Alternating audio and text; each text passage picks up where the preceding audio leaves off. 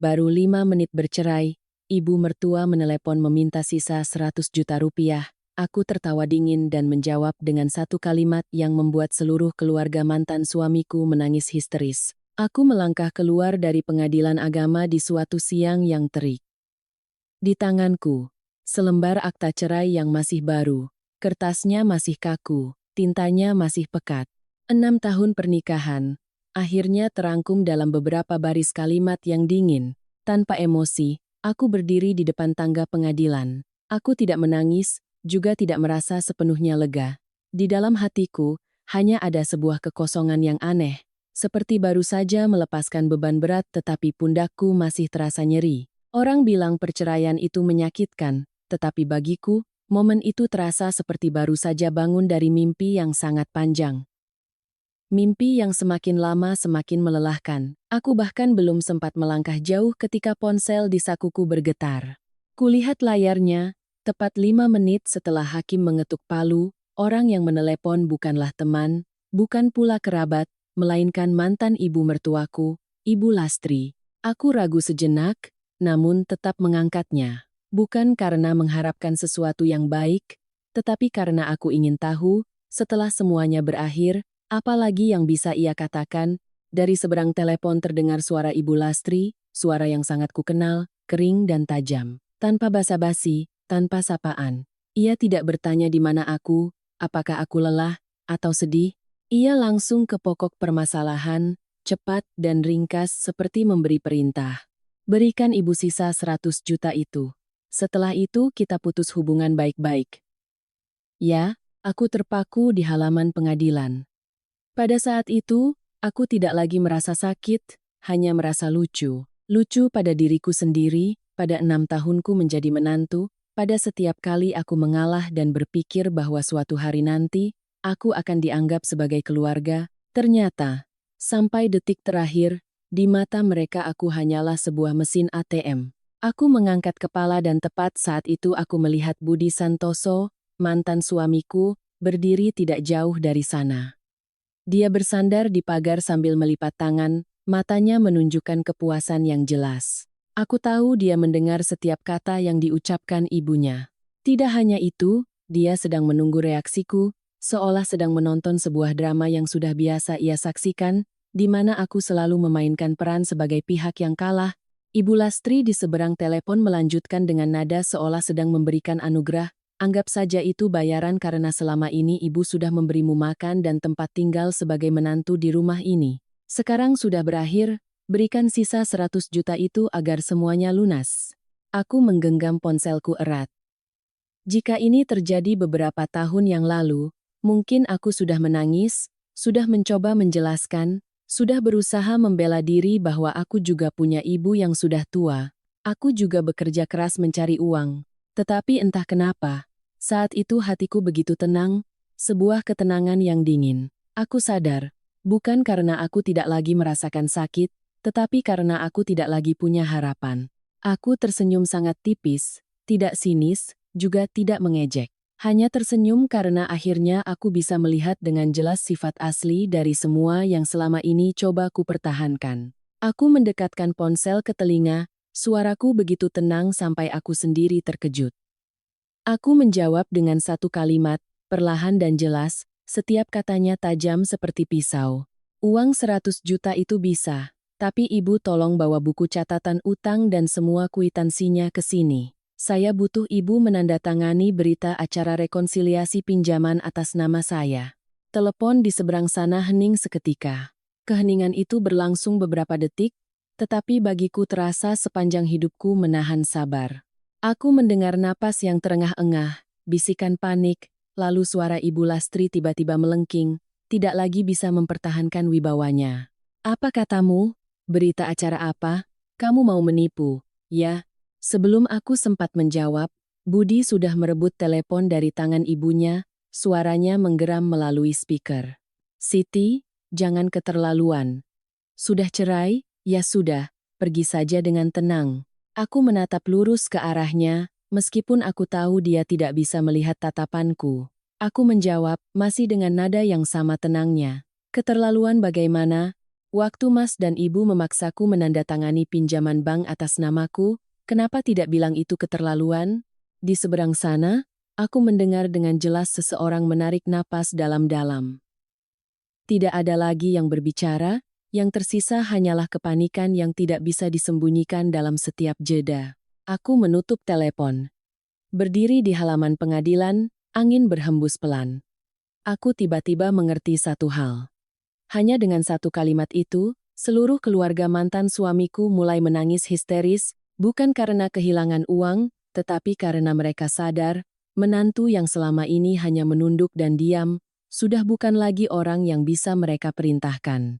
6 tahun yang lalu, ketika aku belum tahu bahwa hidup bisa berubah warna secepat itu, aku hanyalah seorang gadis dari kota kecil bernama Siti Aisyah.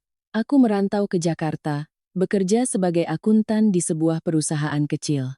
Waktu itu aku tidak punya mimpi muluk, hanya ingin pekerjaan yang stabil dan sebuah rumah yang damai untuk bersandar setelah bertahun-tahun berjuang. Aku bertemu Budi Santoso di suatu sore yang hujan. Saat itu dia masih kesulitan, pekerjaannya tidak menentu, isi dompetnya pun tipis, dia tampak baik, pendiam, dan setiap kali bertemu denganku, senyumnya selalu malu-malu. Mungkin penampilannya yang lugu itulah yang membuatku luluh. Kupikir pria yang mau bekerja keras dan sabar, kelak pasti akan tahu cara menghargai keluarga. Saat pacaran, Budi sering mengucapkan kalimat-kalimat sederhana yang cukup untuk membuatku percaya. Dia sering menggenggam tanganku dan berkata dengan mantap, "Setelah menikah, aku akan menjagamu. Kita miskin sedikit tidak apa-apa, yang penting saling sayang." Saat itu, aku tidak menuntut lebih. Aku percaya bahwa dengan 2 tangan kosong sekalipun, jika sehati, cepat atau lambat kami bisa membangun rumah tangga.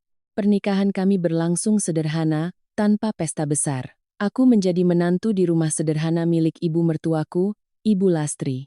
Hari pertama menginjakkan kaki di rumah itu, dia menatapku dari ujung kepala hingga ujung kaki dengan tatapan menyelidik. Aku menenangkan diri. Orang tua yang sedikit galak itu biasa, asal aku hidup dengan baik, pasti akan diterima. Hari-hari pertamaku sebagai menantu, aku bangun subuh, menyiapkan sarapan, membersihkan rumah, lalu bergegas pergi bekerja. Sore hari, aku kembali berkutat di dapur menyiapkan makan malam untuk seluruh keluarga. Aku bekerja seharian tetapi setibanya di rumah, pekerjaan rumah tangga tetap menjadi tanggung jawabku. Aku tidak mengeluh. Kupikir, sebagai menantu baru, bekerja keras sedikit nanti juga akan terbiasa. Gajiku tidak besar, tetapi stabil. Sejak bulan pertama, Ibu Lastri memanggilku, suaranya lembut tetapi tidak memberiku pilihan. "Uang suami istri biar ibu yang pegang, supaya aman. Kita kumpulkan untuk dana keluarga, nanti untuk usaha yang lebih besar." Aku ragu sejenak, lalu mengangguk. Kupikir, uang bersama juga untuk kepentingan keluarga kami. Sejak saat itu, setiap bulan setelah gajian, aku menyerahkan hampir seluruh gajiku pada ibu mertua. Di dompetku hanya tersisa cukup untuk makan siang dan bensin. Aku tidak pernah hitung-hitungan, karena di kepalaku saat itu, keluarga adalah sesuatu yang harus dirawat dengan pengorbanan. Aku percaya, hari ini aku bersabar sedikit, esok akan ada kedamaian. Tapi kedamaian itu ternyata hanya ada dalam pikiranku. Budi mulai berubah, entah sejak kapan aku tidak ingat persis. Yang ku tahu, dia jadi lebih jarang bicara, malam-malam tidak lagi duduk mengobrol denganku. Semua urusan di rumah, dia selalu bilang, biar ibu yang putuskan. Dari urusan belanja, hingga hal-hal terkecil, dia tidak lagi membelaku seperti dulu. Setiap kali aku memberi masukan, Budi selalu menepis. "Sudahlah, Ibu sudah tua. Kamu mengalah saja demi kedamaian rumah."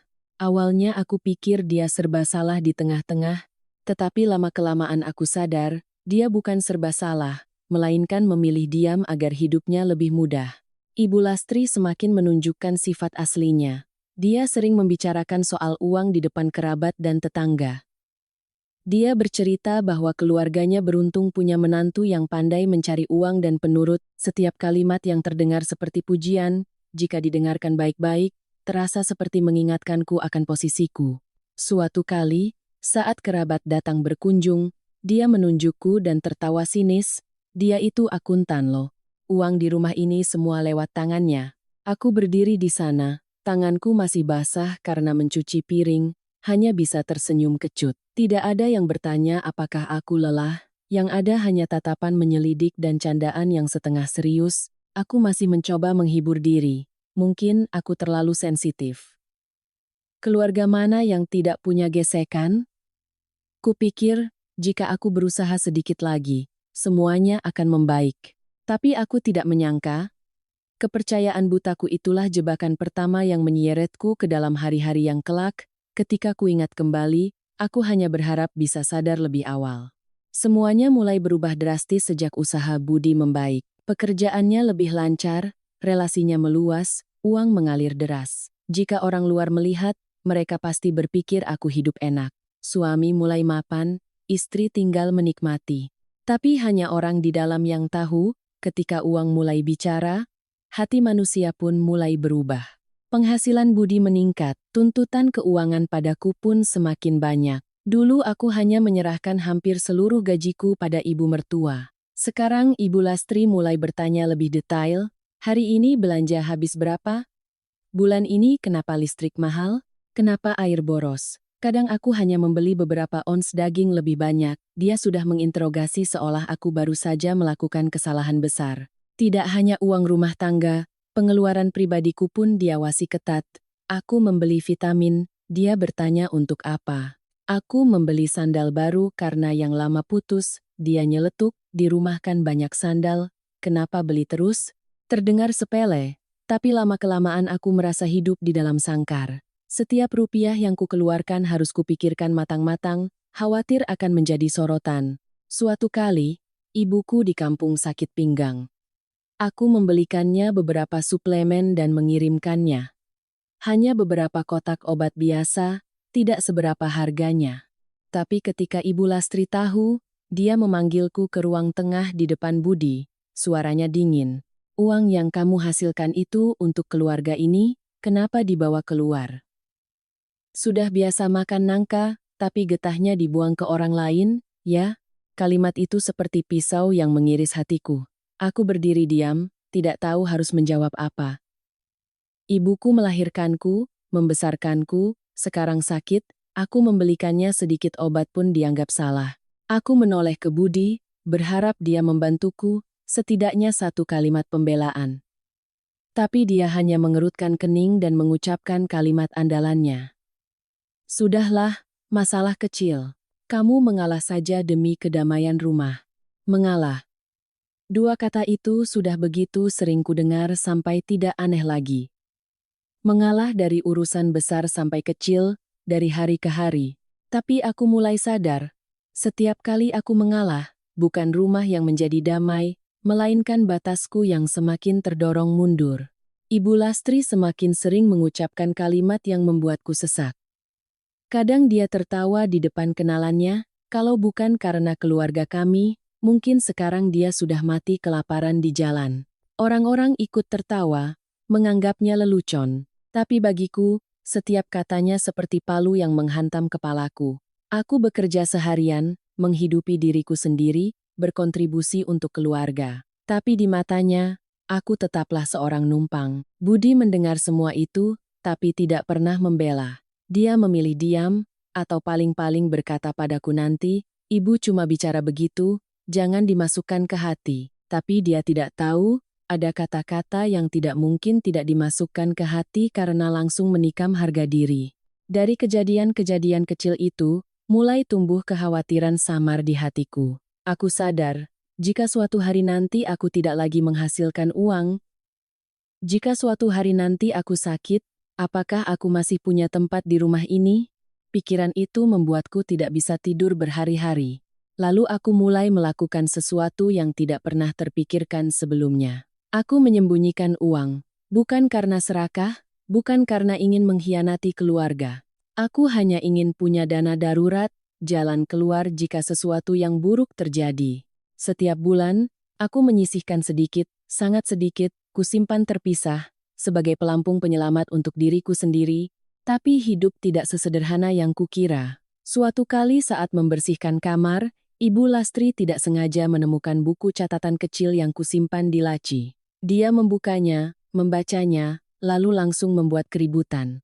Dia memanggilku ke ruang tengah, melemparkan buku itu ke meja, dan menunjuk wajahku sambil memaki, "Dasar licik. Ibu pelihara kamu bertahun-tahun, sekarang kamu berani simpan uang sendiri?"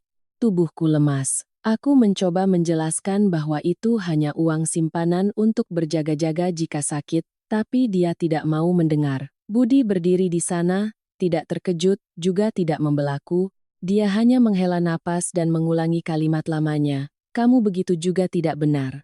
Ada apa-apa, kan bisa bicara sama ibu." Saat itu, aku menyadari sebuah kenyataan pahit. Di rumah ini, aku tidak punya hak menyimpan uang, juga tidak punya hak untuk menjelaskan. Aku hanya punya satu peran, menghasilkan uang dan menyerahkannya. Untuk pertama kalinya, aku merasa benar-benar terasing dalam pernikahanku sendiri.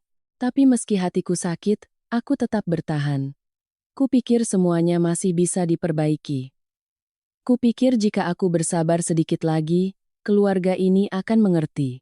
Aku tidak menyangka, usahaku untuk bertahan justru membuat segalanya semakin parah, membuka jalan bagi tragedi yang kelak setiap kali kuingat, hanya membuat hatiku perih. Sejak kejadian tabungan rahasiaku terbongkar, aku bukan lagi menantu yang dihargai seperti dulu, walaupun sebenarnya, yang disebut penghargaan itu pun selama ini hanya ada di bibir saja. Ibu Lastri mulai terang-terangan menganggapku orang luar, tidak ada lagi basa-basi. Setiap kali ada kerabat datang, dia tidak segan-segan berkata, "Dia itu kan cuma istrinya Budi." Kalimat yang ringan, tetapi terasa sangat berat di hatiku. Semua pekerjaan di rumah, besar maupun kecil, otomatis dianggap sebagai tanggung jawabku. Ada tamu, aku yang harus bersih-bersih. Ada acara selamatan, aku yang harus repot. Suatu hari aku pulang terlambat karena tutup buku akhir bulan. Belum sempat memasak, Ibu Lastri sudah duduk di ruang tengah dengan nada menyindir, "Jadi menantu kok kerjaannya cuma ke kantor? Urusan rumah siapa yang urus?" Aku mendengarnya dengan dada sesak. Jika aku tidak bekerja, dari mana uang untuk berkontribusi di rumah ini? Budi semakin dingin. Dia tidak lagi bertanya apakah aku lelah, tidak lagi peduli aku sudah makan atau belum. Di matanya, aku seperti anak kos yang tidak bayar sewa. Bedanya, aku harus melakukan semua pekerjaan tanpa boleh mengeluh. Saat makan malam bersama, dia akan makan dengan cepat, lalu bangkit, meninggalkanku sendirian dengan tumpukan piring kotor dan tatapan berat dari ibunya. Ada malam-malam di mana aku berbaring membelakangi dinding, air mata membasahi bantal tanpa berani mengeluarkan suara. Aku bertanya pada diri sendiri, sejak kapan aku menjadi orang asing dalam pernikahanku sendiri? Aku mencoba mengingat kembali masa-masa awal pacaran, janji-janji manisnya, untuk menghibur diri bahwa ini mungkin hanya fase sulit. Tapi semakin aku mencoba berpegang, semakin aku merasa tersesat. Suatu kali, ketika konflik mencapai puncaknya, aku memberanikan diri bicara pada Budi bahwa aku ingin pindah, hidup sendiri. Aku tidak minta rumah mewah, hanya tempat kecil agar kami punya privasi, agar aku tidak selalu hidup dalam perasaan diawasi. Aku bicara dengan sangat hati-hati, takut menyinggung perasaannya. Tapi belum selesai aku bicara, Ibu Lastri sudah menggebrak meja, suaranya galak. "Kamu mau menghasut anakku meninggalkan ibunya? Aku belum mati, sudah mau pisah rumah." Budi langsung menoleh padaku, matanya kesal. "Kamu ini mikir apa? Ibu sudah tua, kenapa kamu bisa kepikiran begitu?" Aku terdiam, tidak bisa berkata apa-apa lagi. Saat itu, aku paham bahwa keinginanku yang sederhana pun dianggap sebagai dosa. Setelah kejadian itu, Ibu Lastri terus-menerus menyinggung soal uang. Katanya atap bocor perlu diperbaiki, ada tanah dijual murah, beli untuk adik Budi nanti. Setiap kali, dia akan menoleh padaku, tatapannya penuh arti. Aku tahu dia menungguku menawarkan uang. Ketika aku diam, dia menunjukkan kekecewaannya, menghela napas, menggelengkan kepala, seolah aku ini tidak tahu berterima kasih. Puncaknya adalah ketika dia memintaku mengajukan pinjaman bank atas namaku. Dia bicara dengan sangat santai, seolah itu hal yang wajar. "Kamu kan akuntan, riwayat kreditmu bagus, gampang disetujui." Pinjamkan dulu untuk keluarga, nanti ibu yang bayar. Aku mendengarnya dengan kaget. Pinjaman bank bukan urusan kecil, itu tanggung jawab hukum, beban jangka panjang. Aku menolak dengan hati-hati, mengatakan aku takut risikonya. Seketika, suasana rumah menjadi tegang. Ibu Lastri menggebrak meja, suaranya melengking. Kalau kamu tidak mau, pergi saja dari rumah ini, tidak ada yang memaksamu. Kalimat itu terdengar begitu menusuk hingga kepalaku terasa kosong. Aku menoleh ke Budi, menunggu pembelaan, tetapi dia hanya menunduk diam. Keheningannya itulah yang menjadi tetes terakhir yang membuat gelas kesabaranku tumpah. Aku sadar, baginya, menjaga perasaan ibunya jauh lebih penting daripada melindungi istrinya. Aku bukan lagi pasangan hidupnya, melainkan hanya sebuah solusi praktis untuk masalah keuangan keluarganya. Malam itu, aku duduk sendirian di kamar, memandangi seisi rumah yang telah kutempati bertahun-tahun, tetapi terasa begitu asing. Aku mulai berpikir serius tentang jalanku ke depan. Aku sadar, jika aku terus mengalah, aku akan kehilangan segalanya, baik uang maupun harga diri. Aku mulai diam-diam mempersiapkan jalan keluar, bukan untuk balas dendam, tetapi untuk menyelamatkan diriku sendiri. Aku tidak menyangka, saat aku baru berniat mundur, masalah yang lebih besar datang, lebih cepat dan lebih dahsyat dari semua yang pernah kubayangkan. Tetes terakhir yang membuat gelas kesabaranku tumpah tidak datang dengan ribut, tidak dramatis seperti di film. Ia datang diam-diam, dingin seperti sayatan rapi pada sisa-sisa kepercayaanku. Hari itu, aku tidak sengaja menemukan sesuatu yang selama bertahun-tahun sebagai akuntan tidak mungkin salah kulihat. Di dalam rekening koran pinjaman bank atas namaku, ada beberapa transaksi transfer yang sangat aneh. Uang itu tidak dipakai untuk merenovasi rumah atau membeli tanah seperti yang dikatakan Ibu Lastri. Uang itu ditransfer melalui rekening perantara, lalu lenyap ke dalam investasi-investasi yang dari namanya saja sudah berbau risiko tinggi. Aku bertanya pada Budi. Awalnya dia mengelak, tetapi ketika aku menunjukkan buktinya, dia terdiam. Keheningannya cukup untuk membuatku paham. Uang yang kupinjam telah dipakai untuk investasi dan rugi. Tidak ada lagi yang bisa diselamatkan. Malam itu, keluarga Budi berkumpul. Tidak ada yang bertanya apakah aku lelah, tidak ada yang meminta maaf. Satu-satunya yang mereka bahas adalah bagaimana menambal lubang yang baru saja dibuat Budi. Dan seperti biasa, tatapan mereka serempak mengarah padaku. Ibu Lastri membuka percakapan, suaranya sangat tenang, seolah sedang tawar-menawar di pasar. Dia memintaku menjual emas kawinku, anting-anting, kalung, gelang yang mereka berikan saat pernikahan di depan para tamu. Jual untuk menutupi kerugian, nanti kalau sudah mapan, ibu akan ganti. Dia bicara begitu enteng, seolah itu bukan barang terakhir yang kumiliki untuk diriku sendiri. Aku duduk diam. Emas kawin bagi sebagian orang mungkin hanya materi, tetapi bagiku itu adalah simbol pernikahan, sisa harga diri seorang istri. Aku mengangkat kepala, menatap lurus ke arah Ibu Lastri, dan untuk pertama kalinya dalam hidupku, aku mengucapkan satu kata dengan sangat jelas. Tidak, hanya satu kata, tetapi seisi rumah seolah meledak.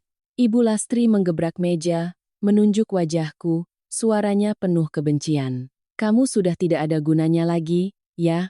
Sudah dipelihara bertahun-tahun, pas keluarga butuh, kamu malah berbalik. Kalimat itu kudengar dengan jelas, tidak ada gunanya lagi. Ternyata nilaiku di rumah ini dari awal sampai akhir hanya diukur dengan uang. Budi duduk di sana, wajahnya pucat. Dia tidak membelaku, juga tidak memarahi ibunya. Dia bangkit, masuk ke kamar, lalu kembali dengan selembar kertas di tangannya. Dia melemparkannya ke meja di depanku. Itu adalah surat gugatan cerai. Suaranya kering dan dingin. Tanda tangani. Kalau sudah tidak bisa serumah, lebih baik cerai saja. Saat itu, hatiku terasa sakit sekali, tapi anehnya, aku tidak terkejut.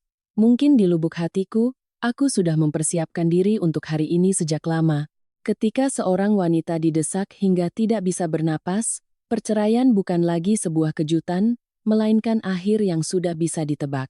Syarat perceraian diajukan dengan sangat cepat dan ringkas. Aku pergi dengan tangan kosong, tanpa menuntut harta, tanpa sengketa, apapun. Mereka ingin aku lenyap dari hidup mereka secepat mungkin, agar tidak ada lagi yang mengingatkan mereka pada utang dan kesalahan budi. Aku mengambil pulpen, tanganku sedikit gemetar, bukan karena takut, tetapi karena aku sedang menutup sebuah bab dalam hidupku. Aku menandatangani kertas itu, begitu tenang sampai aku sendiri tidak sadar bisa setenang itu. 6 tahun pernikahan, akhirnya selesai hanya dengan goresan tinta. Ibu Lastri melihatku selesai menandatangani, tanpa sedikit pun rasa bersalah.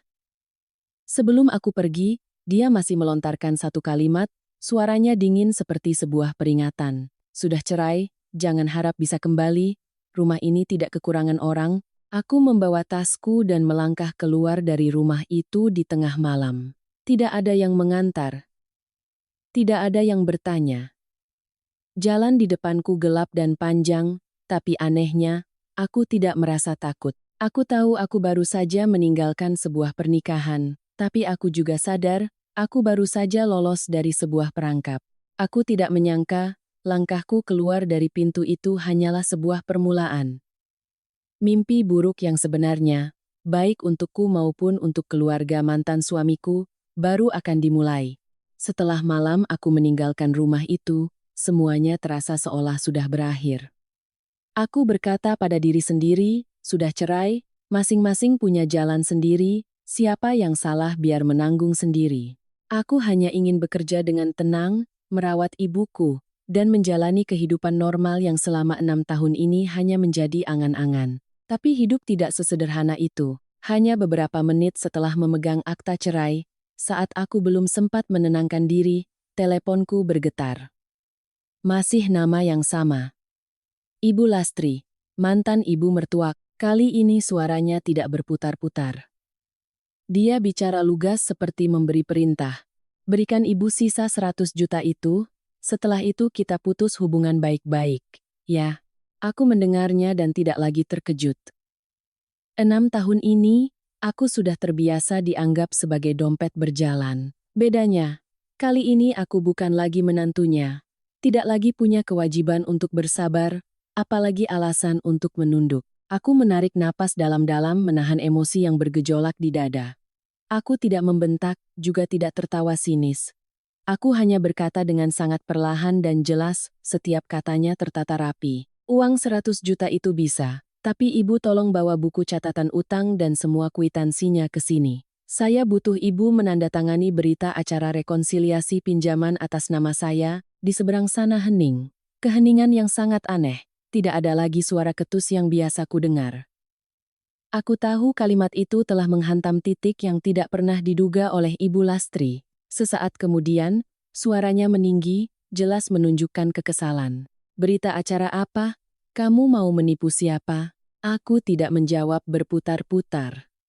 Aku membalas dengan nada yang sama tenangnya. Kalau tidak ditandatangani, saya tidak akan transfer sepeser pun. Hanya itu, aku mendengar suara napas kasar di ujung sana. Lalu suara yang sangat kukenal, seperti seseorang merebut telepon.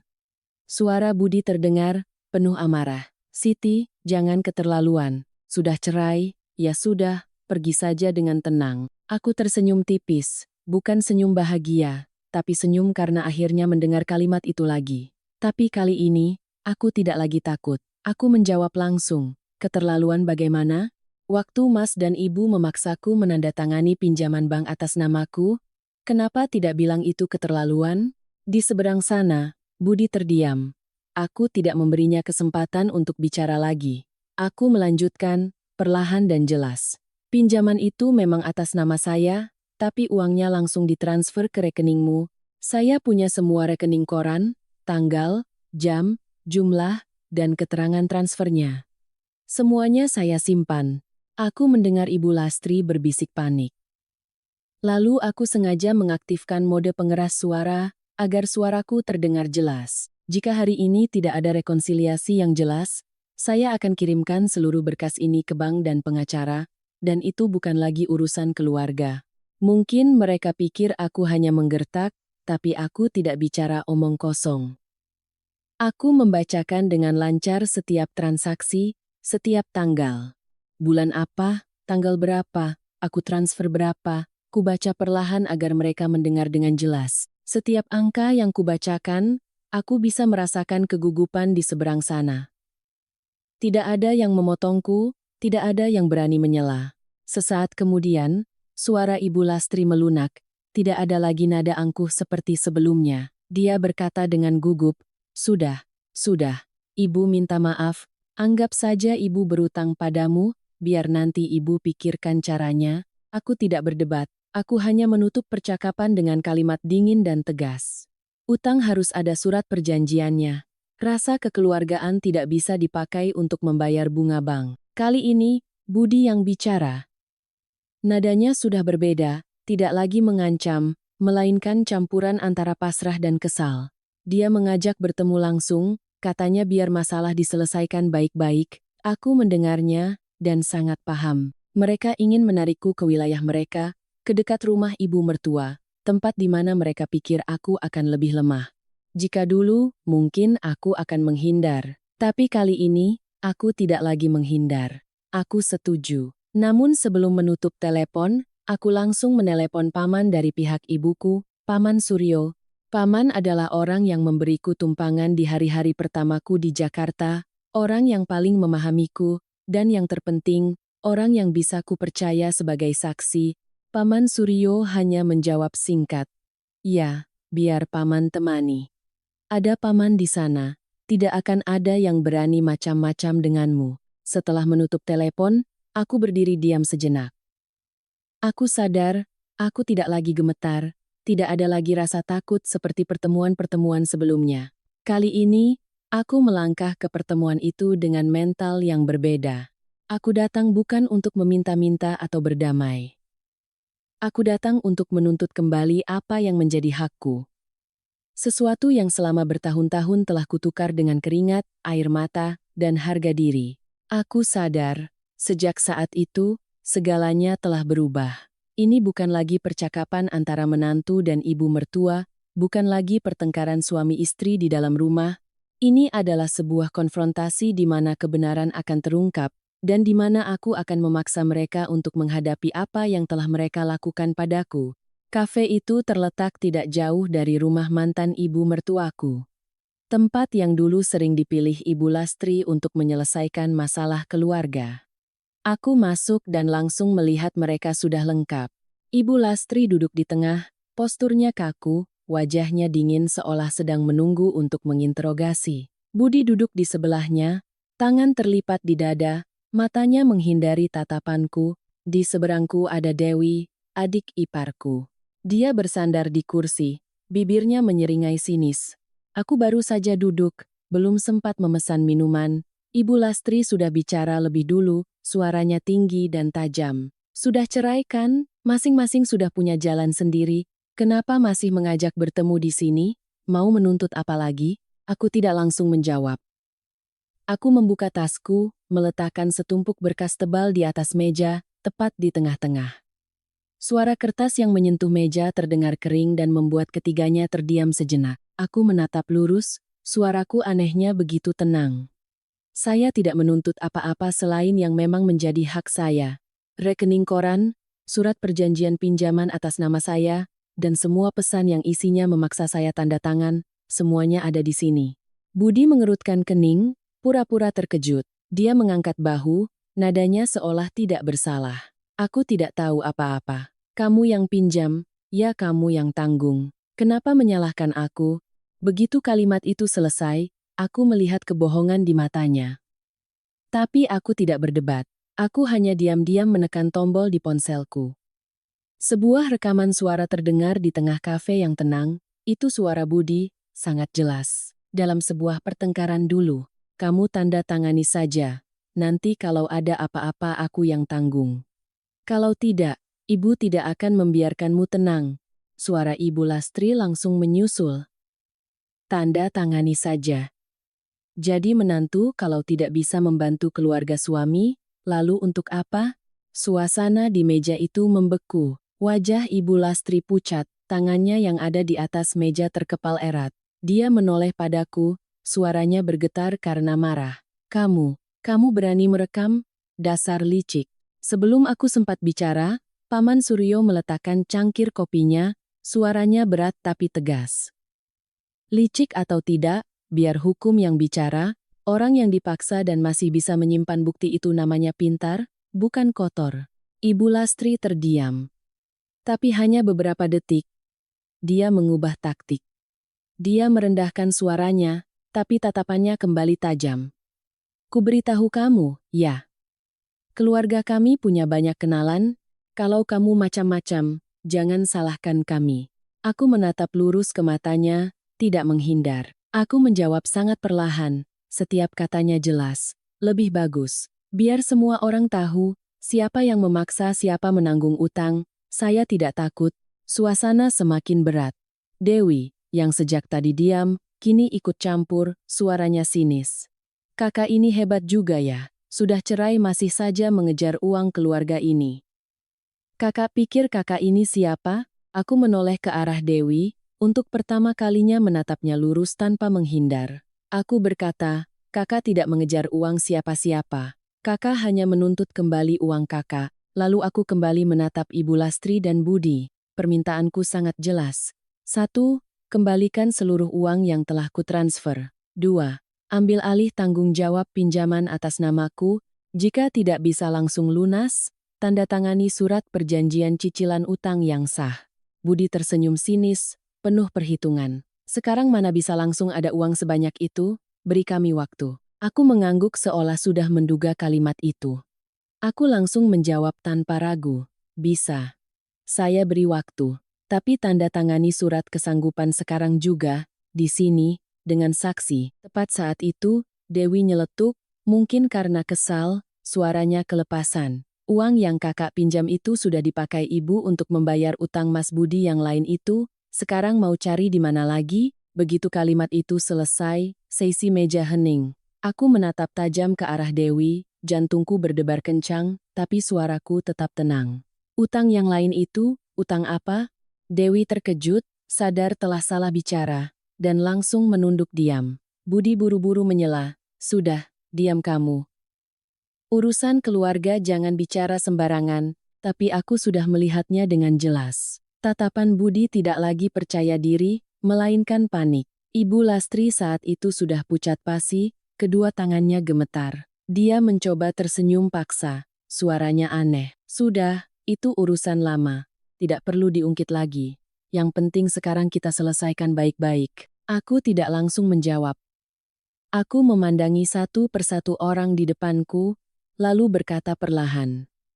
Baik-baik atau tidak? Bukan lagi saya sendiri yang memutuskan. Tapi satu hal yang hari ini saya pahami, pinjaman saya ini hanya puncak gunung es. Bagian bawahnya jauh lebih besar. Aku berdiri. Aku tidak menandatangani apapun saat itu. Juga tidak menerima janji lisan apapun. Aku hanya mengambil kembali berkasku, menoleh ke Paman Suryo dan mengangguk. Sebelum pergi, aku mengucapkan satu kalimat yang cukup jelas untuk mereka bertiga dengar. Saya tidak akan membuat keributan, tapi saya juga tidak akan diam lagi. Melangkah keluar dari kafe, sinar matahari sore terasa menyilaukan. Aku tahu sejak saat itu, aku telah menyentuh sebuah kebenaran yang lebih menakutkan dari yang kuduga. Dan aku juga paham, gelombang di bawah permukaan ini baru saja dimulai. Meninggalkan kafe hari itu, aku tidak langsung pulang. Di kepalaku terus terngiang ucapan Dewi yang kelepasan, membayar utang yang lain itu. Dua kata itu terdengar samar, tapi bagi seorang akuntan sepertiku, itu adalah sinyal yang sangat jelas. Uang tidak lenyap begitu saja. Dan utang yang tidak bisa dijelaskan biasanya adalah utang yang paling berbahaya. Keesokan paginya, aku izin setengah hari dari kantor. Aku membawa seluruh berkas pinjaman ke bank. Aku tidak lagi datang dengan perasaan takut. Aku datang dengan pikiran sederhana. Jika pinjaman itu atas namaku, aku berhak tahu kemana setiap rupiahnya pergi. Aku dilayani oleh seorang petugas kredit bernama Ibu Rina. Begitu mendengar ceritaku, dia menatapku cukup lama, bukan dengan tatapan penasaran, melainkan simpati. Setelah memeriksa berkasku, Ibu Rina mendekatkan kursinya, suaranya pelan. Mbak Siti, pinjaman ini ada indikasi disalahgunakan. Sebaiknya Mbak membuat berita acara klarifikasi. Pihak bank akan membantu. Hanya dengan satu kalimat itu, punggungku terasa dingin. Disalahgunakan. Artinya, aku tidak berlebihan. Aku tidak terlalu sensitif. Semuanya nyata dan ada jejaknya. Ibu Rina terus memeriksa riwayat transaksi di komputernya. Tiba-tiba dia berhenti di satu baris transfer, lalu baris lainnya, dan beberapa baris serupa. Dia mengerutkan kening dan berkata perlahan, "Rekening penerimanya atas nama mantan suami Mbak, kan?" Aku mengangguk. Dia menunjuk layar. Rekening ini punya transaksi berulang dengan sebuah perusahaan finansial di luar. Polanya tidak seperti pinjaman bank biasa. Jantungku berdebar kencang. Aku bertanya kembali, mencoba menjaga suara agar tetap tenang. "Maksudnya bagaimana, Bu?" Ibu Rina menghela napas. "Kemungkinan besar ini pinjaman online ilegal berkedok investasi. Model begini sudah banyak korbannya. Awalnya dikira investasi, ujung-ujungnya terlilit utang." Saat itu aku langsung paham mengapa Budi begitu panik saat aku menyinggung soal rekening koran, mengapa Ibu Lastri begitu cepat berubah nada, dan mengapa dua kata utang lain membuat seisi meja di kafe hening seketika. Mereka bukan takut kehilangan 100 juta. Mereka takut aku menemukan lubang yang jauh lebih dalam. Ibu Rina menatapku, suaranya lebih mantap. "Mbak jangan khawatir. Pertama, buat berita acara klarifikasi. Kedua, saya akan kenalkan Mbak dengan seseorang." Dia menulis sebuah nama dan nomor telepon di kertas. "Bapak Hartono, pengacara rekanan bank, spesialis sengketa utang dan perkawinan." Sore itu juga aku bertemu Bapak Hartono. Dia tidak banyak bicara, hanya mendengarkan ceritaku dari awal sampai akhir. Dari hari-hariku sebagai menantu yang sabar, hingga pinjaman atas namaku, sampai pertemuan di kafe. Ketika aku selesai bercerita, dia hanya mengangguk dan berkata singkat, "Anda tidak lemah, Anda hanya salah jalan." Dia menjelaskan dengan sangat jernih. "Pinjaman atas namaku, tapi terbukti uangnya digunakan oleh Budi. Aku punya dasar hukum untuk menuntut pengembalian. Fakta bahwa aku dipaksa menandatangani, jika buktinya cukup, bisa menjadi masalah hukum tersendiri. Yang terpenting," katanya, "bukan dengan berteriak atau bertengkar, melainkan dengan menyerang titik yang paling mereka takuti." Aku bertanya, "Apa yang paling mereka takuti?" Bapak Hartono menatapku lurus. "Terbongkarnya utang pinjaman online ilegal itu, dan harga diri." Kalimat itu seolah membuka jalan baru di kepalaku. Bertahun-tahun aku pikir aku harus menuntut hakku dengan air mata, dengan penderitaan, dengan kesabaran. Ternyata, jika menempuh jalan yang benar, aku tidak perlu berteriak, juga tidak perlu memohon. Malam itu, aku duduk lama di depan ponsel. Aku mengetik sebuah pesan, menghapusnya, lalu mengetik lagi, sampai setiap katanya terasa cukup dingin dan jelas. Akhirnya, aku mengirimkan satu paragraf singkat pada Budi. "Saya tidak butuh 100 juta itu. Saya butuh Mas menandatangani surat pernyataan telah menerima uang dari pinjaman atas nama saya dan bersedia bertanggung jawab atas pinjaman tersebut. Jika tidak, saya akan serahkan seluruh berkas ke bank dan pihak berwajib." Tidak sampai 5 menit, ponselku berdering. Budi menelepon. Suaranya panik, tidak ada lagi kesombongan seperti di kafe. "Siti jangan gila, nanti aku bayar, aku pasti tanggung jawab." Aku mendengarnya tanpa rasa puas. Aku hanya merasa lelah. Aku menjawab sangat singkat. "Bayar sesuai jadwal, pakai surat perjanjian." Tidak ada lagi janji lisan. Di seberang sana hening sejenak, lalu suara Budi merendah, nyaris memohon. Aku tidak mendengarkan sampai selesai, aku menutup telepon. Untuk pertama kalinya dalam hidupku, aku sadar bahwa hak untuk diam juga merupakan sebuah kekuatan. Aku meletakkan ponsel di meja, memandang keluar jendela.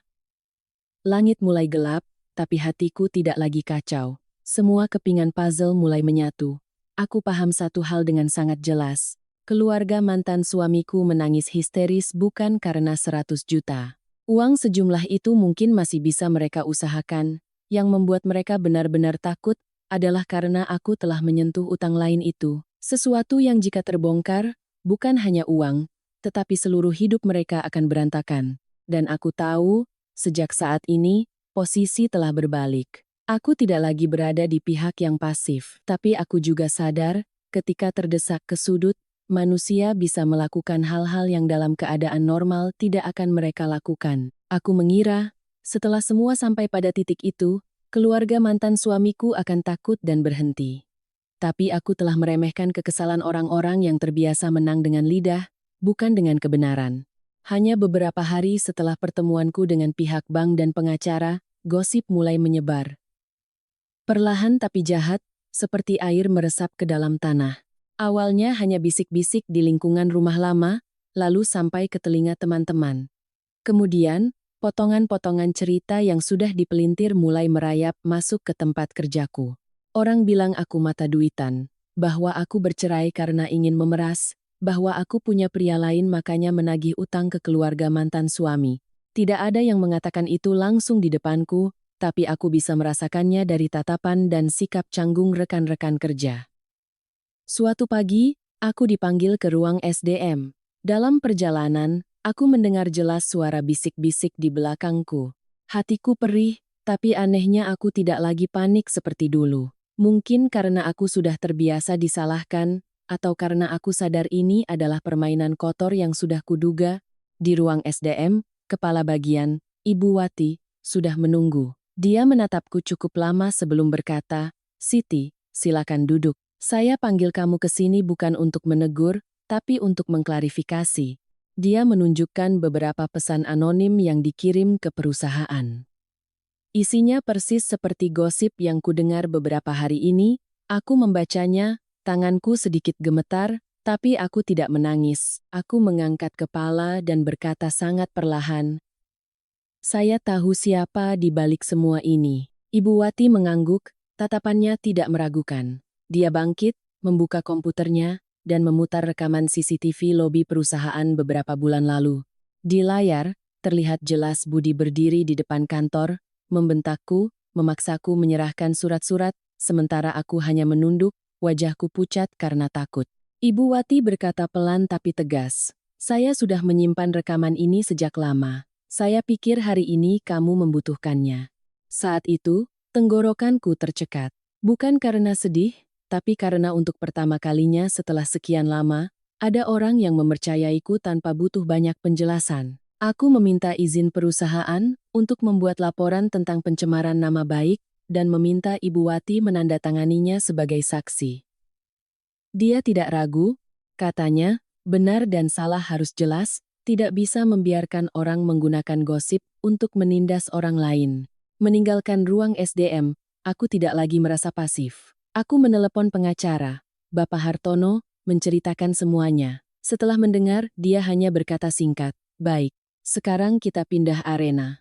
Kami menyusun surat somasi yang isinya menuntut penghentian tindakan penghinaan dan fitnah, disertai peringatan hukum. Surat itu dikirim langsung ke alamat Budi dan Ibu Lastri, tanpa perantara.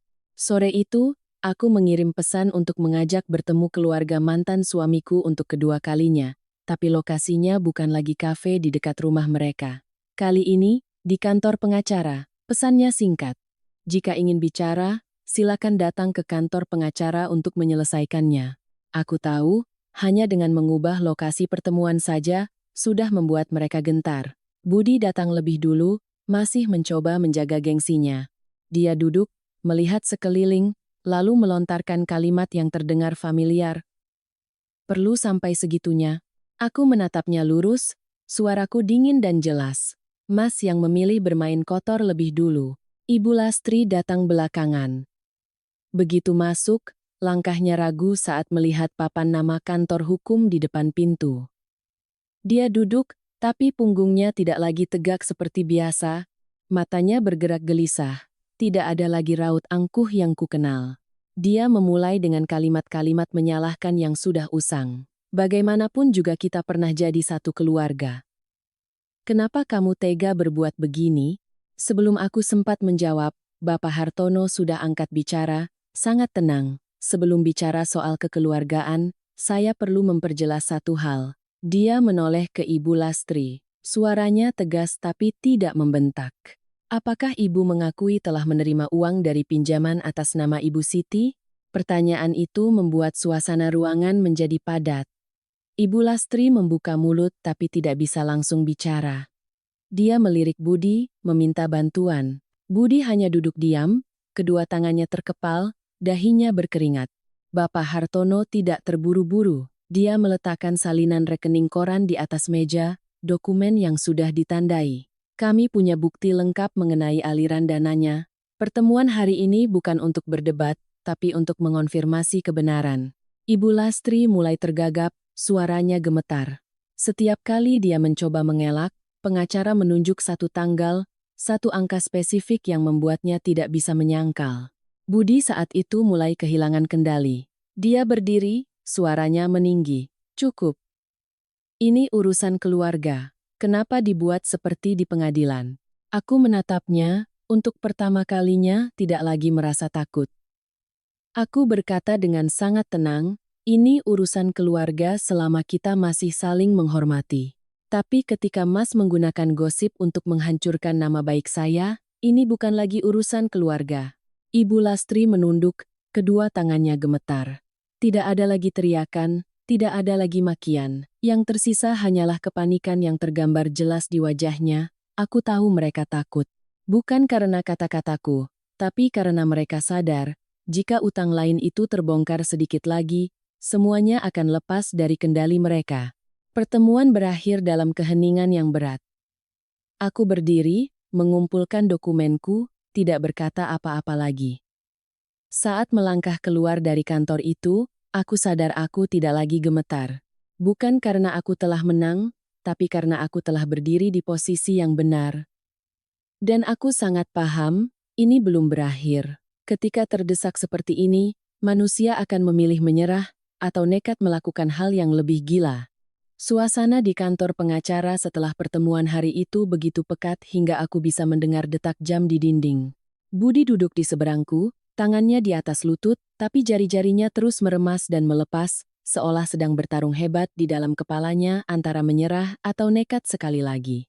Cukup lama kemudian, saat Bapak Hartono baru saja berdiri untuk menuang air, Budi tiba-tiba merendahkan suaranya, sangat berbeda dari nada marahnya tadi. Dia menatapku, matanya campuran antara takut dan penuh perhitungan, lalu berkata sangat pelan, "Siti, bagaimana kalau kita bicara berdua saja? Aku tidak akan lari dari tanggung jawab, aku akan cicil." Aku menatapnya lurus, tidak langsung menjawab. Aku tahu kalimat itu bukan datang dari penyesalan, melainkan dari rasa takut. Budi melanjutkan, suaranya semakin pelan, urusan uang ini, kita selesaikan internal saja. Jangan diperpanjang, apalagi, urusan yang lain itu. Aku memiringkan kepala, pura-pura tidak mengerti, dan bertanya dengan sangat perlahan. Urusan yang lain itu, urusan apa? Budi terdiam, mulutnya terbuka hendak bicara, lalu seperti tersadar, dia langsung bungkam. Tapi sudah terlambat. Dalam momen kikuk itu, dia kelepasan, mengucapkan beberapa kata terbata-bata, soal pinjol itu. Begitu kalimat itu keluar, aku melihat wajah Ibu Lastri memucat. Dia menoleh tajam ke arah anaknya, matanya marah sekaligus takut. Aku tidak berkata apa-apa, hanya menoleh pelan ke arah Bapak Hartono. Bapak Hartono mengangguk sangat tipis. Dia membuka mapnya, mengeluarkan selembar kertas yang sudah ditandai, dan meletakkannya di atas meja. Suara Bapak Hartono terdengar berat. Ini adalah rekening koran transaksi dari rekening Bapak Budi Santoso ke sebuah unit bernama Jasa Bantuan Keuangan. Sebenarnya, ini adalah unit penagih utang ilegal. Jika Bapak ingin kami jelaskan lebih dalam, kami siap. Ruangan itu membeku. Budi menatap lekat kertas di depannya, bibirnya terkatup rapat, dahinya basah oleh keringat. Ibu Lastri tidak bisa menahannya lagi. Dia menangis. Bukan tangisan meraung-raung seperti sebelumnya, melainkan tangisan yang benar-benar tersedak dan gemetar. Dia menangkupkan tangan ke arahku, suaranya pecah. "Nak, tolong, Ibu mohon, kalau urusan ini sampai terbongkar, kami bisa hancur." Aku duduk di sana, mendengar setiap isakannya, tapi hatiku tidak lagi luluh. Aku bukan lagi menantunya. Aku juga bukan lagi wanita yang rela mengorbankan segalanya demi kata keluarga.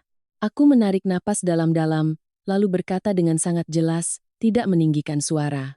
Saya tidak butuh permohonan siapapun, saya hanya butuh apa yang menjadi hak saya. Aku menoleh ke Budi, perlahan menyampaikan syarat-syaratku. Pertama, Mas tanda tangani surat pernyataan telah menerima seluruh uang dari pinjaman atas nama saya. Kedua, keluarga Mas membayar sebagian utang sekarang juga, cukup untuk menutup bunga bank. Sisanya dicicil sesuai jadwal yang disahkan notaris. Ketiga, hentikan semua tindakan pencemaran nama baik dan sampaikan permintaan maaf pada ibu saya. Budi mendongak, matanya merah. Dia menggebrak meja, suaranya penuh amarah. Kamu jangan mentang-mentang. Aku sudah bilang akan bayar. Kamu mau apa lagi? Sebelum aku sempat menjawab, pintu ruangan terbuka. Paman Suryo masuk, tenang, tangannya memegang setumpuk kertas. Paman tidak banyak bicara, hanya meletakkan tumpukan kertas itu di depan Budi. Ini fotokopian surat pinjaman, ada tanda tangan Mas Budi yang menyatakan telah menerima uangnya. Siti sudah menitipkannya pada paman sejak lama. Budi melihat tumpukan kertas itu, wajahnya pucat pasi. Semua jalan untuk mengelak telah tertutup. Dia duduk terkulai di kursi, bahunya merosot seperti orang yang kehabisan tenaga. Bapak Hartono saat itu baru angkat bicara, suaranya tidak tinggi tapi penuh bobot. Pak Budi, pilihan ada di tangan Anda. Jika Anda menandatangani kesepakatan ini, semuanya berhenti di sini. Jika tidak, kami akan melanjutkan ke proses hukum. Dan saat itu, urusan pinjol itu tidak akan lagi menjadi urusan keluarga. Kalimat itu seperti pisau terakhir yang memutus semua harapan. Ibu Lastri menangis lebih kencang, takut pada hukum, takut pada tetangga, takut pada penagih utang yang akan kembali. Seluruh ruangan kacau. Tapi aku duduk dengan sangat tenang. Untuk pertama kalinya, aku tidak lagi merasa kecil di antara mereka. Akhirnya, Budi menunduk dan menandatangani surat kesepakatan. Goresan pulpennya gemetar, seolah menyeret seluruh kesalahan hidupnya. Aku melihat tanda tangan itu tanpa rasa puas atau gembira. Aku hanya merasakan sebuah akhir yang mendekat. Saat semuanya selesai, aku berdiri dan mengumpulkan dokumen. Sebelum meninggalkan ruangan, aku menoleh pada Ibu Lastri dan berkata sangat pelan. Andai saja dulu ibu menganggap saya sebagai keluarga, mungkin tidak akan jadi seperti ini. Aku melangkah keluar dari kantor pengacara. Sinar matahari sore menyinari wajahku, terasa hangat. Saat itu, aku sadar aku telah benar-benar melewati sebuah batas. Aku bukan lagi menantu penurut, bukan lagi wanita yang hanya tahu mengalah. Tapi aku juga sangat paham, dengan orang seperti mereka, penandatanganan hari ini belum tentu menjadi akhir. Dan pinjol itu, sesuatu yang begitu mereka takuti, sangat mungkin akan menyeret mereka ke dalam masalah yang lebih besar lagi. Aku mengira setelah penandatanganan di kantor pengacara, segalanya akan mereda. Bukan karena aku percaya keluarga mantan suamiku akan menepati janji, tapi karena aku pikir mereka sudah cukup takut untuk tidak berbuat nekat lagi. Aku kembali ke kamar kosku, berbaring dengan hati yang masih berat. Tidurku tidak nyenyak. Sekitar pukul 1 dini hari, ponselku berdering. Suaranya di tengah malam membuatku terkejut, kulihat di layar tertera nama ibu. Ibu Ratna. Firasatku tidak enak. Begitu kuangkat, dari seberang telepon terdengar suara tangis yang tersedak. Siti, pulang, nak. Cepat pulang. Suara ibuku begitu gemetar sampai aku harus bertanya beberapa kali baru bisa mendengar jelas. Lalu ibuku terisak panik, ada orang-orang bertato di depan rumah, mencari kamu, katanya kamu punya utang. Aku langsung terduduk, seluruh tubuhku dingin. Saat itu juga aku tahu apa yang terjadi. Tidak perlu menebak lagi. Penagih utang tidak mendatangi rumah Budi, melainkan langsung ke kampung, mencari ibuku. Sebuah permainan kotor, licik, dan lebih kejam dari semua yang pernah kubayangkan. Aku menenangkan ibuku, berusaha menjaga suara agar tetap tenang meskipun jantungku berdebar kencang. Kusuruh ibu mengunci pintu rapat-rapat, jangan membukakan untuk siapapun, dan menyalakan semua lampu. Setelah menutup telepon, aku menyambar jaket, memasukkan ponsel dan dokumen ke dalam tas, lalu memacu motor pulang ke kampung di tengah malam. Jalan yang biasa kutempuh terasa begitu panjang, angin malam menusuk wajah. tapi tidak sedingin rasa takut yang mencekik dadaku. Ketika aku tiba di ujung gang, lampu di depan rumah ibu masih menyala terang. Di depan gerbang ada 3 atau 4 pria asing, lengan penuh tato, berdiri angkuh. Ibuku berdiri di halaman, gemetar sambil berpegangan pada pintu, wajahnya pucat. Melihatku, ibu menangis, kakinya lemas. Aku berlari menopang ibu, hatiku perih melihatnya nyaris tidak bisa berdiri. Salah satu dari mereka maju, menyodorkan selembar kertas lusuh. Kamu yang pinjam, kamu yang bayar. Kalau tidak, keluargamu yang susah. Aku mengambil kertas itu. Sekilas saja aku sudah melihat kejanggalan. Namaku ditulis dengan pulpen goresannya kasar, tidak sama dengan tulisan lainnya. Jelas sekali ini surat yang diubah. Orang awam mungkin tidak sadar, tapi bagiku sangat jelas. Sebelum aku sempat bicara, napas ibuku tersengal, matanya membelalak, lalu pingsan. Aku panik memanggil nama ibu, jantungku seolah berhenti berdetak. Saat itu, aku ingin berteriak, tapi aku tahu semakin panik, keadaan akan semakin buruk. Aku membaringkan ibu di teras, memanggil tetangga, lalu segera menelepon Bapak Hartono. Suara pengacara di ujung sana sangat tenang. Dia menyuruhku menjaga tempat kejadian, jangan berdebat, jangan menandatangani apapun, dan segera hubungi polisi setempat. Aku melakukan persis seperti itu. Saat aku kembali ke gerbang, kelompok pria itu mulai berteriak, menggedor-gedor gerbang, melontarkan ancaman yang membuat bulu kuduk berdiri. Di tengah kekacauan itu, aku melihat salah satu dari mereka berbalik, menelepon seseorang. Suaranya pelan, tapi di tengah malam yang sunyi, aku mendengarnya sangat jelas. Halo Pak Budi, ini gimana? Di sini situasinya tegang. 2 kata, Pak Budi. Sangat jelas. Tidak mungkin salah. Aku terpaku sejenak, lalu segera mengaktifkan perekam suara di ponsel. Jantungku berdebar begitu kencang, tapi anehnya, kepalaku justru sangat jernih. Aku tahu ini adalah bukti hidup, sesuatu yang tidak pernah mereka duga akan kudapatkan. Tidak lama kemudian, polisi datang. Kehadiran aparat membuat kelompok itu ciut.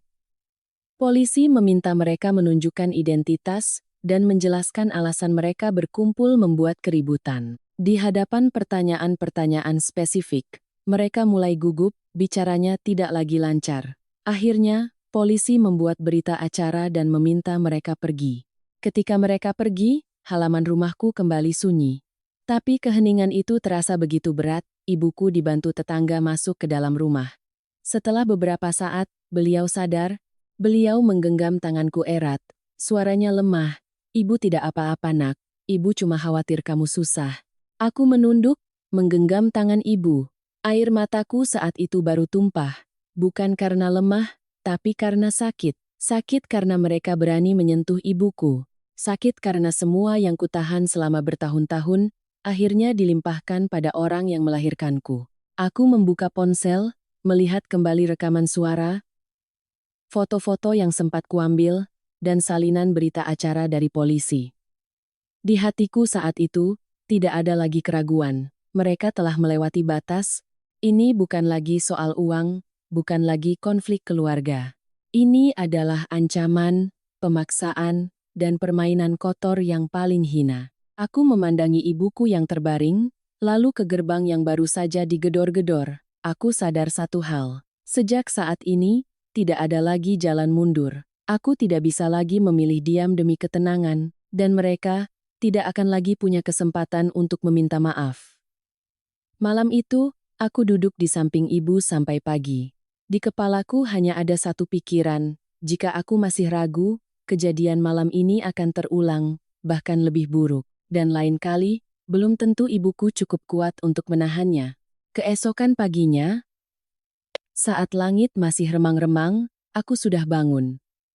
Ibuku masih terbaring, wajahnya pucat setelah kepanikan semalam. Aku memandanginya, dan sebuah keyakinan yang kuat muncul di hatiku. Jika aku masih ragu, aku sama saja mendorong ibuku ke dalam bahaya sekali lagi. Dengan pikiran itu, aku tidak lagi ragu. Aku menelepon Bapak Hartono, dia menjawab dengan cepat, suaranya tetap tenang seperti biasa. Aku hanya berkata singkat, Pak, bukti saya sudah cukup, saya mau membuat laporan polisi. Bapak Hartono tidak bertanya lebih jauh, hanya menjawab, saya jemput kamu. Kita langsung ke Polres. Kami tiba di kantor polisi saat matahari mulai naik. Aku membawa sebuah map tebal berisi semua bukti yang telah kukumpulkan diam-diam selama ini, rekening koran, surat perjanjian pinjaman, rekaman suara telepon semalam, foto-foto kelompok penagih utang, dan berita acara dari polisi setempat. Setiap lembar kertas di dalamnya adalah keringat, air mata, dan malam-malam tanpa tidur karena khawatir. Saat membuat laporan, tanganku tidak lagi gemetar. Aku menjelaskan semuanya dengan runut dan jelas. Dari saat aku dipaksa menandatangani pinjaman, uangnya disalahgunakan, nama baikku dicemarkan, dan puncaknya, tindakan ancaman serta pemalsuan dokumen untuk menekan keluargaku. Petugas yang menerima laporanku mendengarkan dengan saksama, sesekali mengangguk dan mencatat. Ketika aku menyerahkan semua bukti, petugas itu menatapku dengan serius. Dia mengatakan sesuatu yang membuatku terkejut. Ibu Siti, sebelumnya kami pernah menerima laporan terkait Esder Budi Santoso, tapi saat itu buktinya belum cukup untuk diproses. Kalimat itu seperti kepingan puzzle yang jatuh tepat pada tempatnya. Aku sadar, apa yang kuhadapi bukanlah masalah tunggal, melainkan serangkaian pelanggaran yang sudah lama terjadi, hanya menunggu bukti yang cukup untuk terungkap. Petugas itu melanjutkan, laporan ibu kali ini sangat lengkap. Ini menjadi bukti kunci untuk memperjelas keseluruhan kasus. Mendengar itu, aku menghela napas panjang. Bukan karena lega, tapi karena aku tahu, sejak saat ini, segalanya telah memasuki babak baru. Ini bukan lagi aku sendirian melawan keluarga mantan suamiku. Saat aku sedang di kantor polisi, ponselku terus bergetar. Kulihat nama Ibu Lastri muncul di layar. Aku tidak mengangkatnya. Sesaat kemudian, dia menelepon lagi, lalu mengirim pesan. Nada bicaranya di pesan tidak lagi ketus atau menghina. Kalimat-kalimat pendek itu terbaca gemetar. Nak, Budi itu salah besar. Tolong, bicarakan baik-baik, jangan diperpanjang. Aku membacanya tanpa sedikit pun rasa kasihan.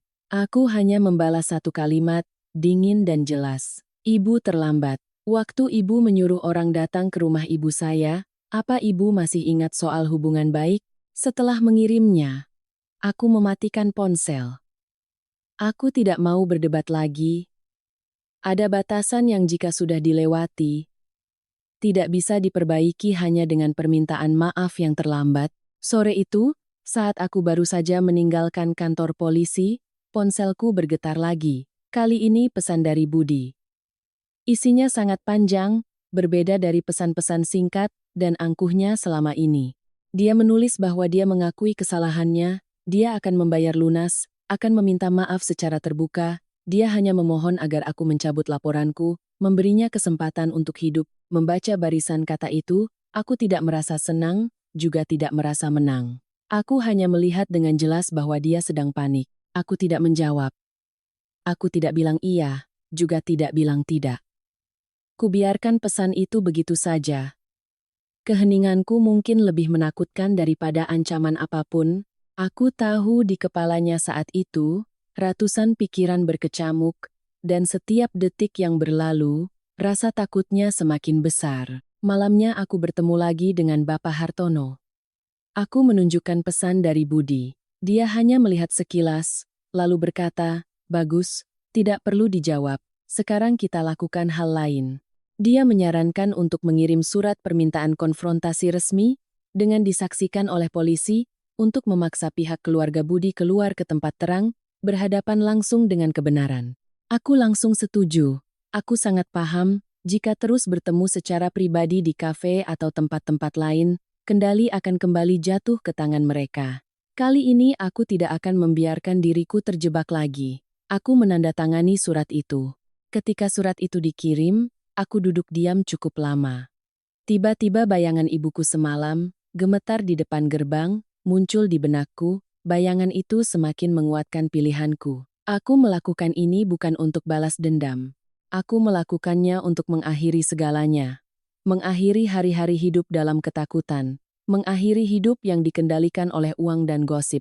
Malam itu aku tidur sangat nyenyak. Meskipun aku tahu di depan masih banyak yang harus dihadapi, Untuk pertama kalinya setelah bertahun-tahun, aku tidur dengan perasaan bahwa aku berdiri tegak, aku tidak lagi lari, juga tidak lagi memohon.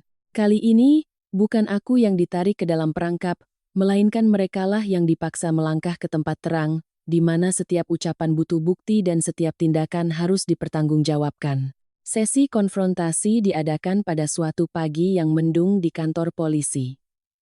Aku datang hampir setengah jam lebih awal. Bukan karena tidak sabar, tapi karena aku butuh waktu untuk menenangkan diri.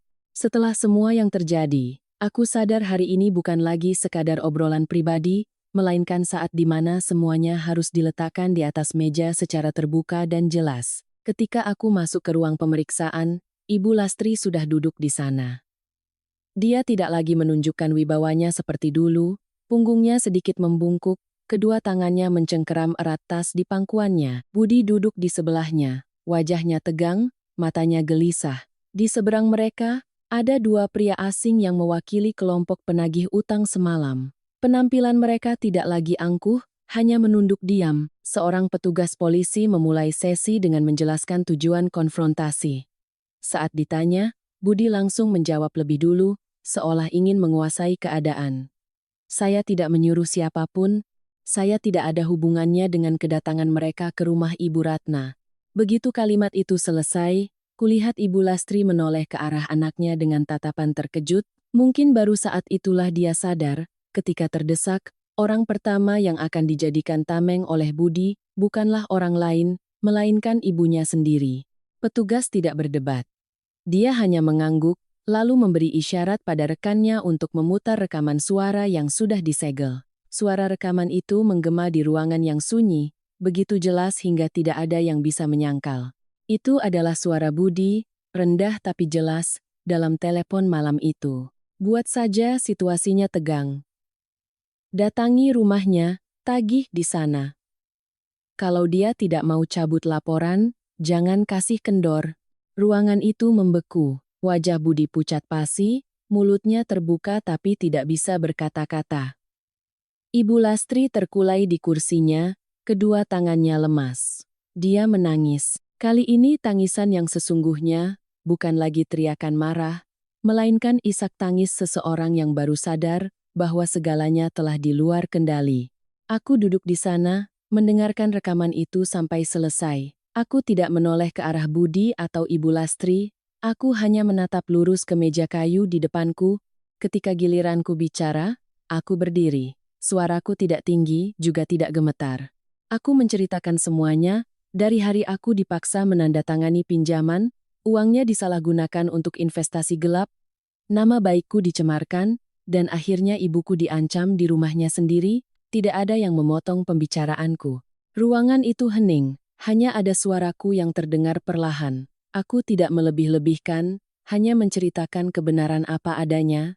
Ketika giliran perwakilan penagih utang, pria itu berdiri, menunduk, dan mengakui bahwa mereka dibayar oleh Budi dengan satu tugas, membuatku tertekan agar mencabut laporan. Mereka tidak mengenalku, tidak punya masalah denganku. Semuanya dilakukan karena uang.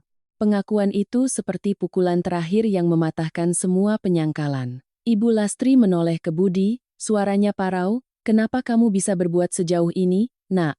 Budi tiba-tiba berdiri, wajahnya memerah, matanya penuh amarah. Dia menunjuk ke arah ibunya, nyaris berteriak.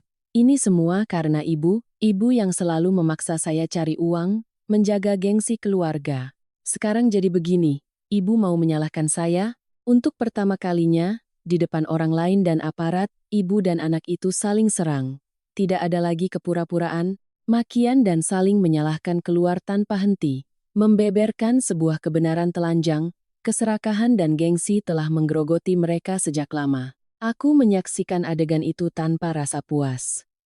Tidak ada perasaan menang seperti yang dibayangkan orang.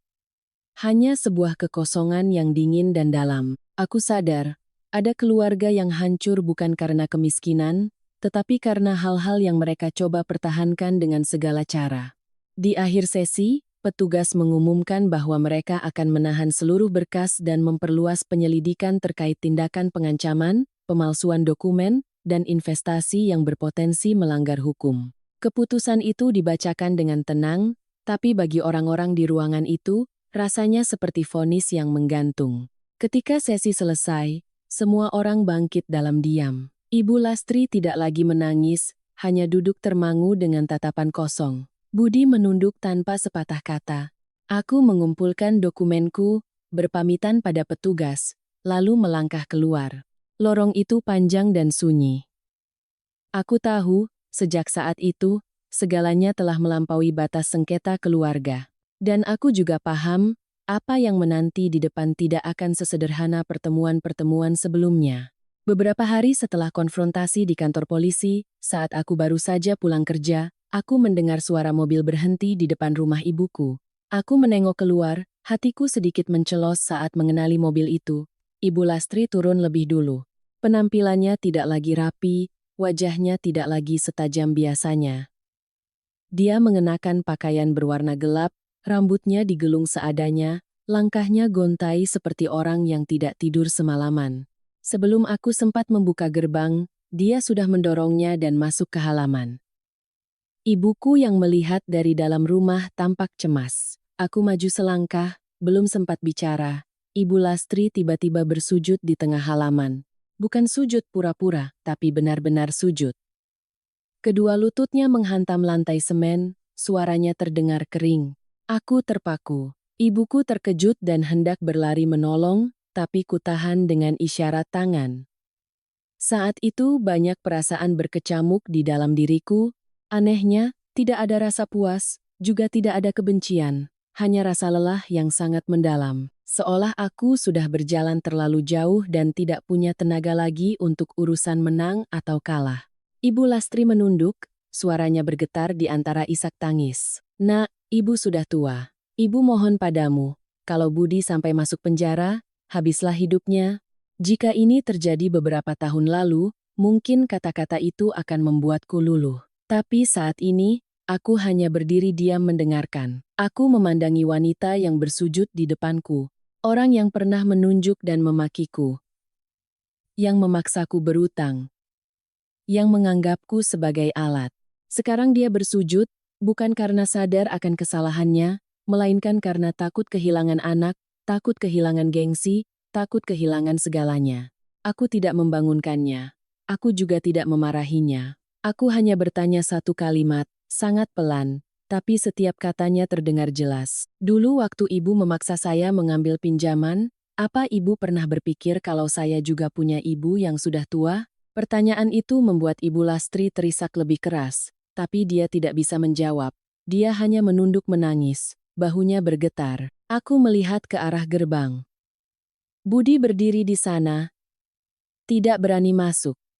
Dia berdiri dengan tangan terkulai, wajahnya kuyu. Matanya campuran antara takut dan menyesal. Pria yang dulu dengan angkuh melemparkan surat cerai ke wajahku, kini berdiri di luar gerbang seperti orang asing, tidak lagi berani mengangkat kepala.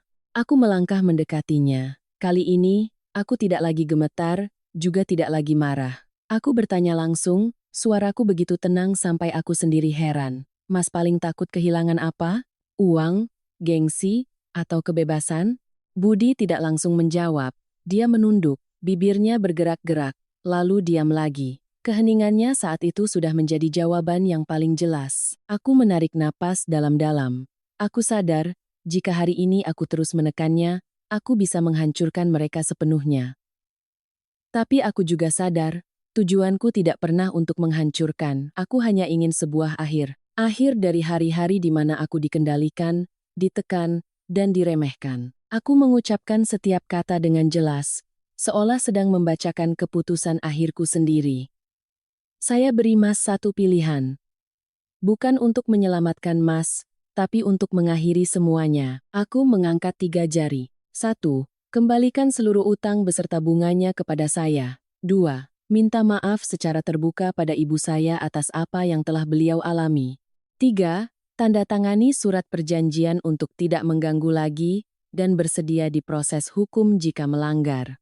Budi mengangkat kepala menatapku, matanya merah. Dia mengangguk sangat pelan. Aku bisa melihat kehancuran dalam setiap gerakannya. Tidak ada lagi gengsi, tidak ada lagi perlawanan. Yang tersisa hanyalah seorang pria yang sedang menghadapi konsekuensi dari perbuatannya sendiri. Ibu Lastri saat itu baru mengangkat kepala, air mata membanjiri wajahnya. Dia tidak berkata apa-apa lagi, hanya menunduk dalam-dalam. Aku tahu keheningannya bukanlah sebuah kesadaran, melainkan ketidakberdayaan. Tapi bagiku, itu sudah cukup. Beberapa hari kemudian, sesuai prosedur hukum, aku menandatangani surat permohonan keringanan hukuman, tapi aku tidak mencabut seluruh laporanku. Aku melakukannya bukan karena masih dendam, tapi karena aku paham, ada kesalahan yang harus dicatat agar tidak terulang. Toleransiku ada batasnya, dan batas itu adalah keselamatan ibuku dan kehidupanku di masa depan. Sore itu, aku duduk di samping ibuku, memandangi halaman rumah yang telah kembali tenang. Ibuku menggenggam tanganku, tidak berkata apa-apa, hanya meremasnya pelan. Aku tahu ibu mengerti apa yang telah kulewati.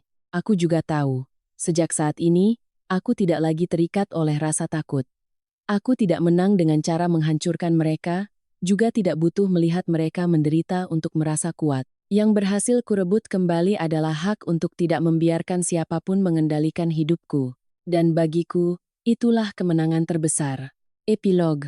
Semua akhirnya berakhir dengan cara yang tidak pernah kubayangkan selama bertahun-tahun menjadi menantu yang penurut, utang atas namaku lunas dibayar, cicilan demi cicilan, tepat seperti yang tertera di surat perjanjian.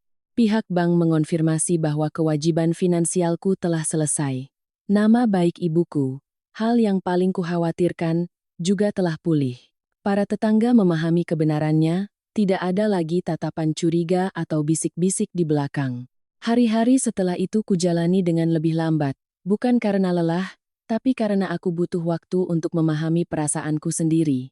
6 tahun menahan diri. Lebih dari setengah tahun berjuang, saat semuanya mereda, aku baru sadar betapa lelahnya diriku. Tapi anehnya, di tengah kelelahan itu, hatiku terasa sangat ringan. Suatu sore, sebelum semua proses hukum benar-benar ditutup, Ibu Lastri menemuiku.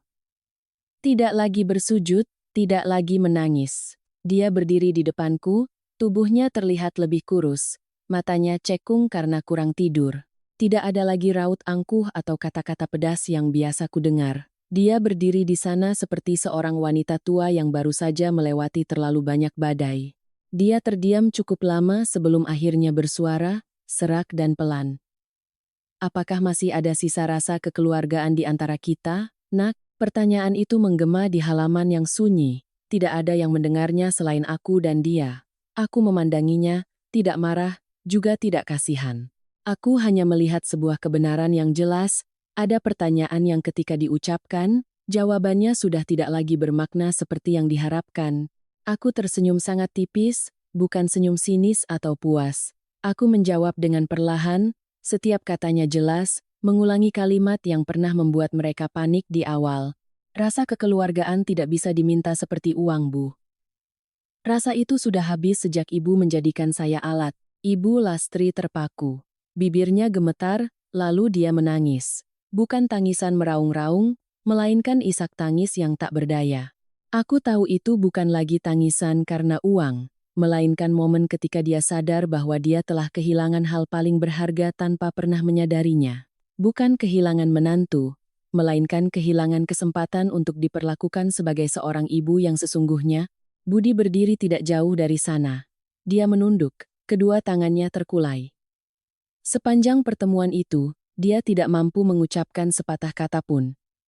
Keheningannya adalah pengakuan yang paling terlambat. Aku berbalik dan pergi, tanpa dendam, tanpa benci. Di hatiku saat itu hanya ada satu perasaan, kebebasan. Bebas dari peran sebagai wanita yang harus mengalah demi menjaga kedamaian rumah orang lain. Bebas dari ikatan bernama kekeluargaan yang sebenarnya adalah eksploitasi selama bertahun-tahun. Beberapa bulan kemudian, aku pindah kerja. Bukan untuk lari, tapi karena aku ingin memulai kembali di tempat di mana tidak ada yang mengenalku, tidak ada yang mengaitkanku dengan masa lalu yang penuh luka. Aku menyewa sebuah kamar kos kecil yang cerah dan tenang. Aku membawa ibuku tinggal bersamaku untuk beberapa waktu. Kami hidup sederhana, makan bersama, dan membicarakan hal-hal yang dulu, karena terlalu sibuk mencari nafkah dan bersabar, tidak pernah sempat kudengarkan. Ada malam-malam di mana aku duduk sendirian, mengenang semua yang telah berlalu. Aku tidak lagi menyalahkan diriku karena telah bertahan terlalu lama. Aku sadar, setiap orang punya perjalanan kesadarannya masing-masing. Ada yang sadar lebih awal, ada yang terlambat. Yang terpenting adalah apakah kita berani berdiri setelah melihat kebenaran. Kini, saat melihat ke belakang, aku menyadari satu hal yang sangat jelas. Kekuatan terbesar bukanlah membalas dendam untuk memuaskan amarah, melainkan berani berdiri tegak untuk menuntut hak kita. Meskipun harus menghadapi satu keluarga, meskipun harus melewati tatapan menghakimi. Keheningan yang berkepanjangan hanya akan membuat kesalahan semakin besar, sementara keberanian untuk bangkit di saat yang tepat adalah satu-satunya cara untuk menghentikan luka. Aku menceritakan kisah ini bukan untuk menyalahkan siapapun atau membuktikan bahwa aku benar. Aku hanya berharap para wanita yang mungkin berada dalam situasi sepertiku, yang harus menahan diri demi menjaga kata keluarga, cobalah bertanya pada diri sendiri, jika aku terus diam, siapa yang akan melindungiku dan orang-orang yang kusayangi? Sebab, ada sebuah kebenaran yang menyakitkan namun sangat nyata. Ada keluarga yang hancur bukan karena kemiskinan, tetapi justru ketika anggota terlemahnya akhirnya berani berdiri, dan ketika itu terjadi, bukan karena yang berdiri itu salah, tetapi karena dia sudah terlalu lama